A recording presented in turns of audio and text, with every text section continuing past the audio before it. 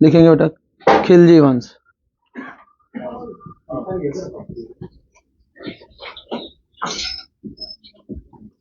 खिलजी वंश।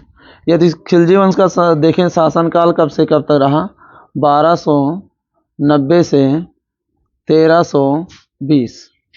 अगर देखा जाए कितने वर्ष रहा तो 30 वर्ष।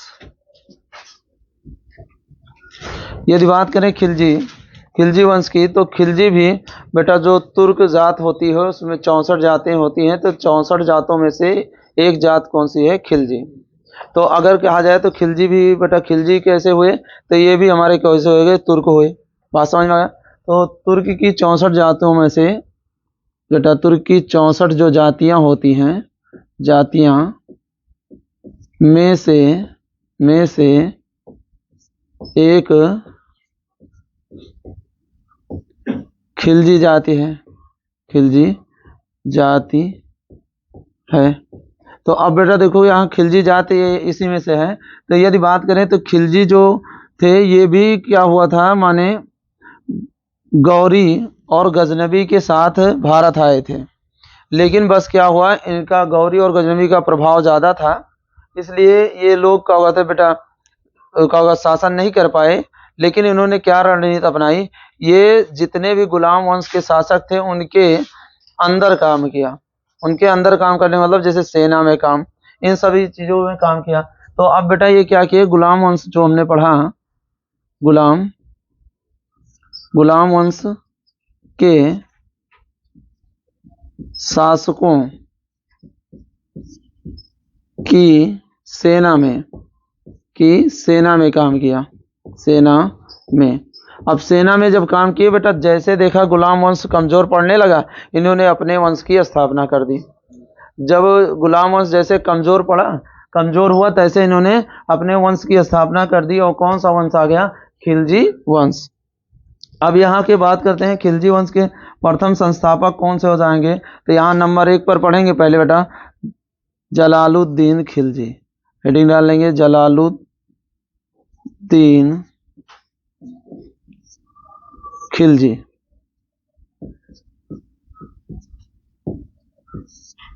जलालुद्दीन खिलजी। अब जलालुद्दीन खिलजी की बात करें तो जलालुद्दीन खिलजी, इनका शासनकाल कब से कब तक है, तो 1290 से 1296 तक। तो 1290 से 1296 तक है, केवल 6 साल ही शासन कर पाया। अब यदि बात करें बेटा इनके जलालुद्दीन खिलजी के बारे में कि और क्या चीज़ें, तो हम देखेंगे कि ये जो खिलजी का निवास स्थान था अफगानिस्तान था। और अफगानिस्तान में बेटा निवास करते थे, तो वहाँ का एक इनका खिलजियों का एक सरदार था जिसे कहा जाता था मलिक फिरोज। और मलिक फिरोज किसका नाम था, जलालुद्दीन खिलजी का। ठीक है, तो इसका एक नाम और मिलेगा, मलिक फिरोज। मलिक फिरोज तो मलिक फिरोज इसी का नाम है, जलालुद्दीन खिलजी का। लेकिन कब था, जब अफगानिस्तान में ये सरदार के रूप में था, तो इसका नाम था मलिक फिरोज।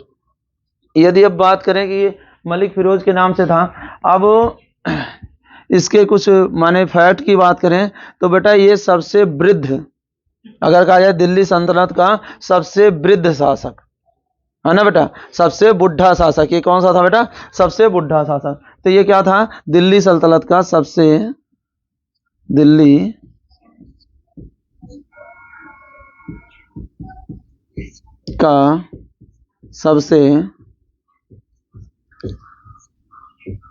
वृद्ध शासक।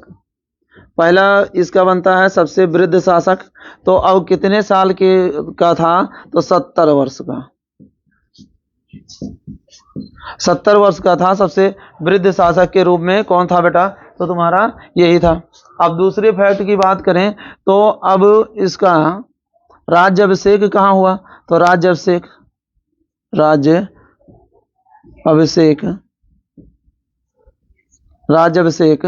तो 1290 में कहाँ, दिल्ली के किलोखरी में। 1290 में दिल्ली के किलो खरी में इसका क्या होता है बेटा, राज्याभिषेक किया जाता है। ठीक है, तो अब राज्याभिषेक के बाद ये क्या हो जाएगा बेटा, खिलजी वंश का संस्थापक। तो क्वेश्चन पूछा जाएगा खिलजी वंश का संस्थापक कौन सा था, तो खिलजी वंश का संस्थापक, खिलजी वंश का संस्थापक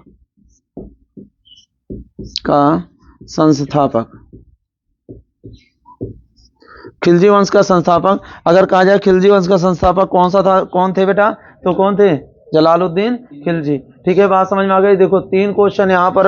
अब ये पहले तो यहाँ से बना लेगा, जलालुद्दीन खिलजी का शासन कब से कब तक था, तो 1290 से 96 तक। इसका अन्य नाम क्या था, मलिक फिरोज। अब बेटा देखो दिल्ली सल्तनत का सबसे वृद्ध शासक कौन था, 70 वर्ष का था, कौन सा बेटा, जलालुद्दीन खिलजी। अब राज्याभिषेक यदि बात करें तो क्यों 1290 में, कहा, दिल्ली के किलोखरी में। और उसके बाद खिलजी वंश का संस्थापक कौन है, तो प्रथम संस्थापक कौन है बेटा, तो कौन हो जाएगा, जलालुद्दीन खिलजी। ठीक है बेटा, ये प्रथम संस्थापक था। यदि इसके बात करें इसकी शासन नीति क्या थी, शासन नीति तो शासन नीति की यदि बात करें तो शासन नीति कौन सी थी, आंतरिक शासन नीति बेटा, कौन सी, आंतरिक शासन नीति, आंतरिक शासन नीति। तो इसकी कैसी नीति थी बेटा, आंतरिक शासन नीति थी। यदि अब बात करें विद्रोह, इसके शासन में विद्रोह कौन सा हुआ, विद्रोह, तो विद्रोह बेटा देखेंगे तो एक बेटा देखेंगे है मलिक छज्जू। ये पहला विद्रोह जो देखेंगे मलिक छज्जू का था, तो मलिक छज्जू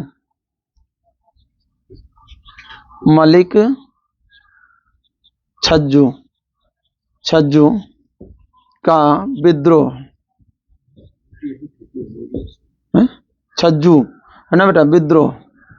ठीक है, छज्जू, ठीक है बेटा, छज्जू। तो ये मलिक छज्जू का विद्रोह। तो यहां से देखिए बेटा मलिक छज्जू का विद्रोह।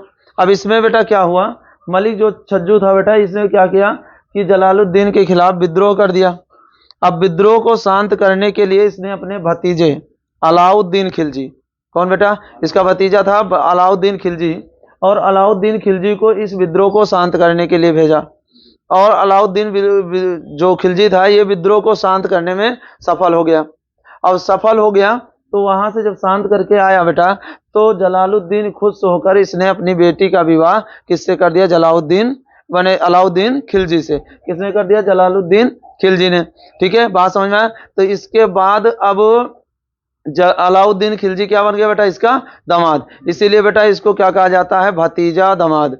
समझ में आ गया, तो भतीजा दामाद क्यों कहा जाता है। तो अब यहां से देखेंगे कि क्या हुआ बेटा, विद्रोह शांत करने के लिए किसको भेजा गया, देखो विद्रोह शांत करने के लिए, शांत करने के लिए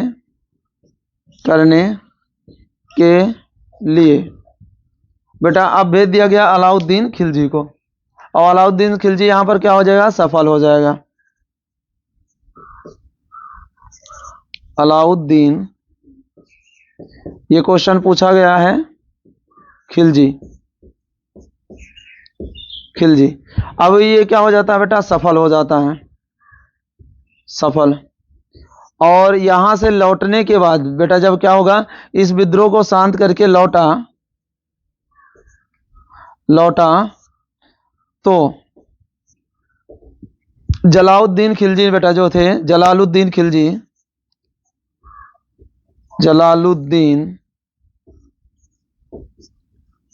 खिलजी ने अपनी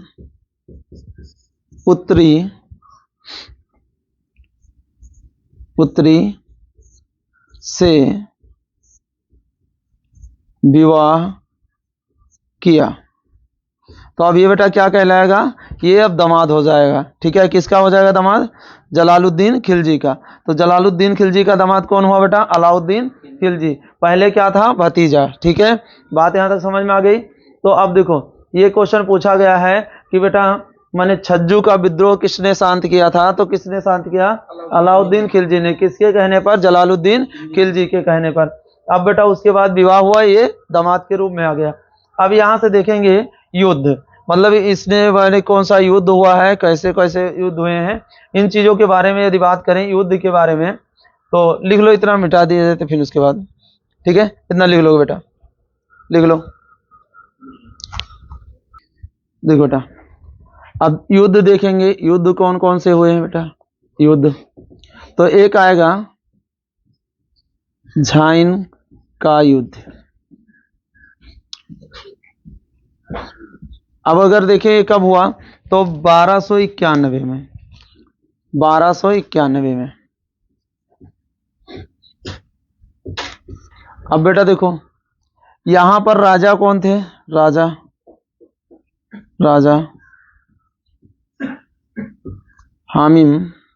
हामिद देव।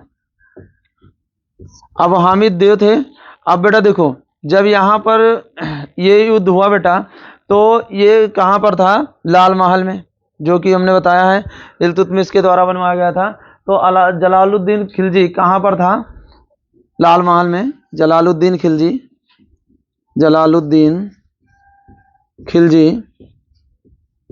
खिलजी ये बेटा दिल्ली में कहाँ पे? लाल महल में था। लाल महल में। तो अब लाल महल में था, तो ये बेटा हामिद देव की यदि बात करें, तो ये इसने क्या किया? लाल महल के चारों तरफ से घेरा डाल दिया। और घेरा डालने के बाद बेटा अब ना युद्ध कर रहा है, ना इनको निकलने दे रहा है। अब निकलने नहीं पा रहे हैं, तो बेटा क्या हुआ कि अब कब तक बैठे रहेंगे। और हाँ बेटा दिल्ली में ही। तो बेटा देखो अभी ये क्या हुआ कि माने चारों तरफ से दिल्ली का इसका लाल महल का घेरा डाल दिया। अब ये इनको निकलने नहीं दे रहा है। अब निकलने नहीं दे रहा, तो अब कुछ दिन बीता, उसके बाद परेशान हो गए। और बेटा जैसे इनकी सेना और ये निकले, तैसे बेटा इसने क्या किया? आक्रमण करके हरा दिया। तो यहाँ जलालुद्दीन खिलजी हार जाता है। तो हामिद देव ने बढ़िया से पिटाई की, है ना, अच्छे से इसकी पिटाई की। तो अच्छे से जब पिटाई की, तो अब ये बेटा क्या हो गया था? इस युद्ध में ये हार गया था। इसने चारों तरफ घेरा डाल दिया, और बेटा जलालुद्दीन जो हमारा है, ये बेटा क्या हो गया? हार गया। इसकी क्या होगी? हार हो गई। जीत किसकी हुई बेटा? जीत हामिद देव की हो गई। अब इसने हारने के बाद तो अपने को थोड़ा सा कि जैसे जनता के बीच दिखाए कि हाँ चलो ठीक है हार गए, तो तभी सहानुभूति मिले। तो इसने एक कथन कहा। कथन इसका क्या था? कथन कि मैं एक मुस्लिम के बाल की कीमत ऐसे 100 दुर्गों से ज्यादा समझता हूं। अब इसका कहने का मतलब क्या था कि इनकी जो सेना थी, कि हमारे सेना का कोई भी व्यक्ति मरने ना पाए, और हामिद देव को ये चाहिए क्या कहता है, अगर दुर्ग तो ले सकता है। तो इसने बाद में इसी को कथन को कहा कि मैं क्या कहता मुस्लिम के एक बाल की कीमत ऐसे 100 दुर्गों से ज्यादा समझता हूं। तो ये कथन अगर पूछा जाए किसका था? जलालुद्दीन खिलजी का था। तो एक युद्ध हमने देख लिया कि माने कहां पर हुआ था। दूसरा युद्ध देखेंगे बेटा, मंगोल आक्रमण।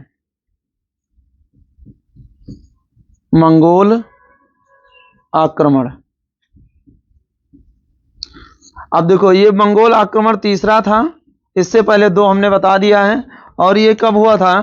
तो बेटा 1292 में। 1292 में हुआ।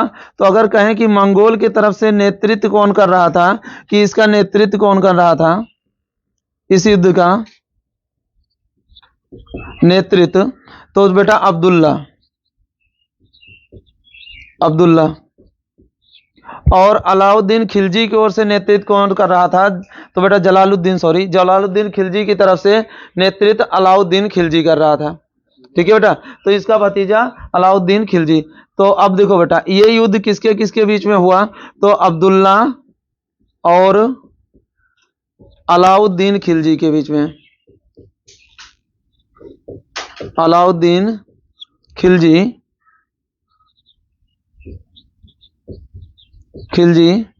के बीच अलाउद्दीन खिलजी के बीच हुआ। खिलजी के बीच। अब इसमें क्या हुआ, अब्दुल्ला की हो गई हार, इसकी हार हो गई, और अलाउद्दीन खिलजी की यदि बात करें तो इसकी बेटा क्या हुई, जीत। इसकी क्या हो गई, जीत। तो अलाउद्दीन खिलजी की जीत हो गई और बेटा अब्दुल्ला की हार हो गई। तो हारने के बाद में यहां पर हमने क्या होगा, इसमें बेटा 4000 जो मंगोल थे, 4000 मंगोल ये बेटा क्या हुआ, वापस नहीं गए, वापस नहीं गए। और बेटा जलालुद्दीन खिलजी से इन्होंने क्या कहा कि हमें दिल्ली में रहना है, ठीक है। 4000 मंगोल जो थे ये वापस नहीं गए बेटा, इन्होंने क्या कहा कि हमें दिल्ली में ही रहना है। तो किससे कहा, जलालुद्दीन खिलजी से। तो 4000 मंगोल वापस नहीं गए, नहीं गए। अब बेटा देखो, अब ये जब नहीं गए तो इन्होंने जलालुद्दीन खिलजी से क्या कहा, किससे बेटा, जलालुद्दीन खिलजी से। तो यदि बात करें 4000 मंगोलों का कहना क्या था बेटा, जलालुद्दीन से कहा मुझे दिल्ली में रहने दो, रहने दो। तो इन्होंने बेटा क्या कहा कि मुझे दिल्ली में रहने दो। अब दिल्ली में रहने के लिए कहा तो बेटा जलालुद्दीन ने इनसे एक शर्त रखी। और शर्त कौन सी थी, शर्त बेटा जलालुद्दीन के द्वारा क्या रखी गई, तुम्हें इस्लाम स्वीकार करना पड़ेगा। बेटा किसको स्वीकार करना पड़ेगा, मंगोलों को। तो इन्होंने क्या शर्त रखी कि इस्लाम स्वीकार करना पड़ेगा, इस्लाम स्वीकार करना पड़ेगा,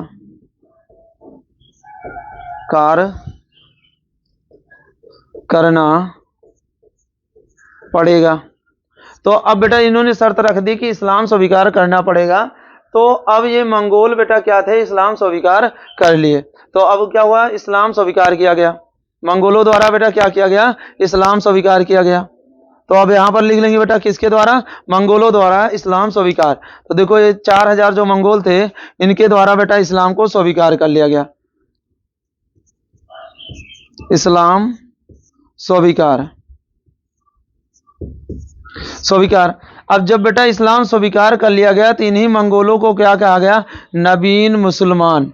ठीक है बेटा, तो ये क्वेश्चन पूछा गया है नवीन मुसलमान कौन है, तो ये जो 4000 मंगोल थे इन्हीं को कहा गया नवीन मुसलमान। तो बेटा देखो स्वीकार कर लिया, और जब स्वीकार कर लिया तो इन्हीं को क्या कहा गया बेटा, मंगोलों को नवीन मुसलमान कहा गया, मुसलमान तो मुसलमान कहा गया नवीन मुसलमान।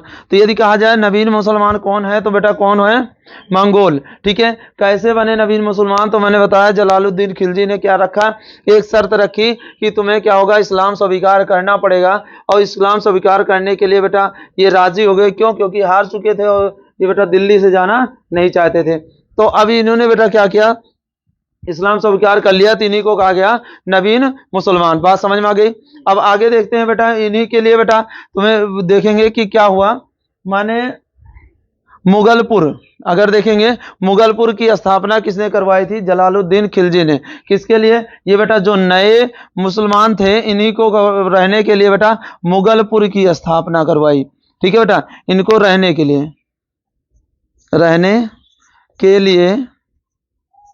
लिए मुगलपुर की स्थापना, मुगलपुर की स्थापना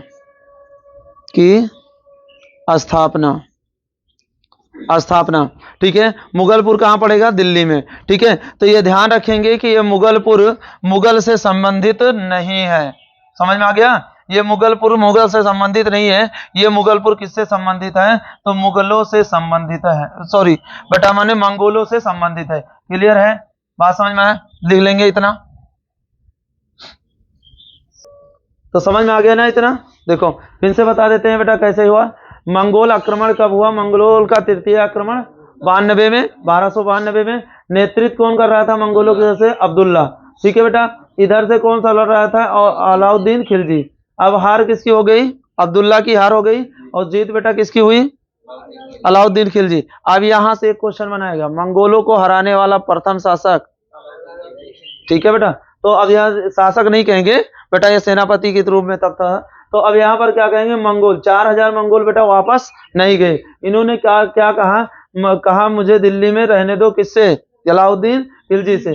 जलालुद्दीन खिलजी की क्या शर्त थी, इस्लाम स्वीकार करना पड़ेगा। तो अब इन्होंने क्या किया, इस्लाम स्वीकार कर लिया। और मंगोलों को बेटा क्या कहा गया, नवीन मुसलमान। 2 बार क्वेश्चन पूछा गया, नवीन मुसलमान किसे कहते हैं। ठीक है बेटा, अब रहने के लिए इन्होंने बेटा क्या किया, एक बनवा दिया। तो उसे क्या कहा गया, मुगलपुर की स्थापना किसने की थी, जलालुद्दीन ने। तो हमने देख लिया जलालुद्दीन का यहाँ तक। अब बेटा देखो एक युद्ध और देखेंगे, कौन सा बेटा, देवगिरी का युद्ध, है ना। तो देवगिरी के युद्ध में क्या हुआ कि जलालुद्दीन ने बेटा इस पर आदेश नहीं दिया था कि देवगिरी पर युद्ध करो, लेकिन अलाउद्दीन खिलजी, कहा जाए तो कड़क का इसको सूबेदार बना दिया गया था, कड़क मणिपुर। तो कड़ा मणिपुर का जब सूबेदार बना दिया गया, इसने अपने मन से बेटा देवगिरी पर आक्रमण कर दिया। और देवगिरी पर जब आक्रमण किया तो वहां से बहुत सारी धन संपत्तियां लूट कर लेकर चला आया। अब जब लूट कर लेकर यहाँ पे आया तो अब ये कड़ा मणिपुर में रुक गया। कड़ा मणिपुर में रुका तो फिर माने जलालुद्दीन खिलजी क्या था, ये बेटा जो धन लेकर आया था उसे बांटने के लिए कड़ा मणिपुर पहुंचा। और वहीं पर अलाउद्दीन खिलजी के द्वारा 1296 में इसकी हत्या कर दी जाती है। समझ में आ गई इतनी बात। ठीक है, तो बेटा क्या हुआ, 1296 में इसकी क्या हो गई, हत्या कर दी जाती है। किसके द्वारा, इसके भतीजे या दामाद के द्वारा बेटा हत्या कर दी गई 1296 में। कहां पर, कड़ा मणिपुर में। ठीक है, बात समझ में आ गई यहां तक। ठीक है, चलो ठीक है, अब अगला पार्ट नेक्स्ट पार्ट में पढ़ेंगे। ठीक है।